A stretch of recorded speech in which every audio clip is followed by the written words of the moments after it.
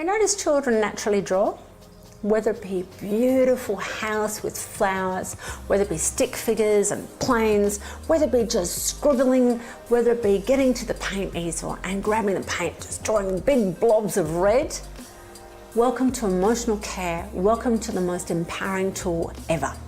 Kids naturally do this, and yet we stop them from being creative and working out their own life strategy. How does this work? How is drawing helping children whatsoever? When we draw something, it allows an idea to come from wherever it is into our reality so that we can actually see it. That is so important for conscious creation, for problem solving, for resolving diseases like anxiety or shyness or low confidence, low self-esteem. By allowing a child to draw what they want, when they want, and how they want, it allows them to be themselves. That's self-esteem. That's self-confidence. Be who you want. Now, can you imagine, for those that know artists, going up to Rembrandt in the Renaissance period, who drew voluptuous, fat women? And in those days, to be voluptuously fat meant that you were rich because you could afford food. Now, going up to Rembrandt and saying, oh my gosh, those women are too fat. They've got roll upon roll upon roll. But that was Rembrandt. Going up to Van Gogh and saying, oh my gosh, I don't like your work. Monet, who painted with dots, don't do that. And yet those people, because they expressed who they are and what they were via their own painting, drawing, etc., it made them who they are.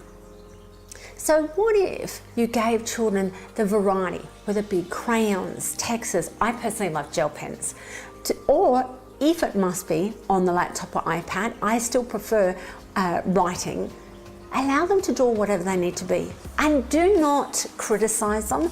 Allow them to draw the purple stem with the brown petal and the green petal and the red leaf, because they're seeing the world in that absolute state that anything is possible. Now for me, I love drawing. I love mind mapping and making pictures to see what I require. And guess who taught me that? The children I worked with. Being able to say, if I draw it out, then I can see almost like a block diagram. Draw a picture, it goes to there, it goes to there. What medium do you need to use? Anything whatsoever. The idea is to allow children to draw what's coming from their heart. Drawing is also an incredible tool for emotional care. I remember working with a 15-year-old teenage boy who was very angry. He was introvert and was not able to express his emotions. The school had had enough with him, and so had his parents. He was talking about dying all the time and committing suicide.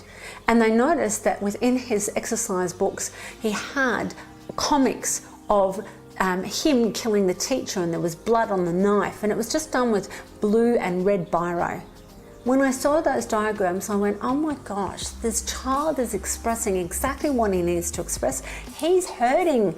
He doesn't need to be told that he's bad and wrong and evil. He's trying to say, help me, I'm really, really hurting. And so I got this particular boy to draw via comics, because that's what he loved. And he loved the Japanese comics where you read it back to front. Draw a Japanese comic of what is hurting, what's happening, and what do you actually want. Through that process, this child blossomed. So just bear in mind, drawing doesn't have to be just for little children. It can be for teenagers, and it can be for adults. And you've seen the colouring in books out there. How much does that make you feel right in the moment? Now, here's a tip with drawing. When we draw and we have a pen in our hand, you have 10,000 movements from your hand all the way up to your brain, which means 10,000 brain synapses to find your solutions to your problems. When you type, there's only 8. So which one would you prefer children to have as an empowering tool?